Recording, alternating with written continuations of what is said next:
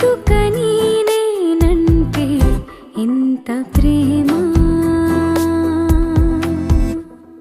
దేనికని నా పైన ఇంత కరుణ,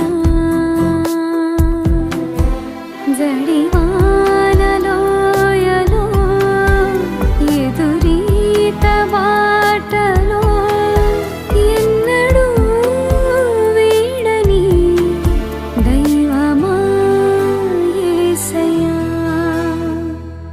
ఎందుకని నేనంటే ఇంత ప్రేమ, దేనికని నా పైన ఇంత కరుణ.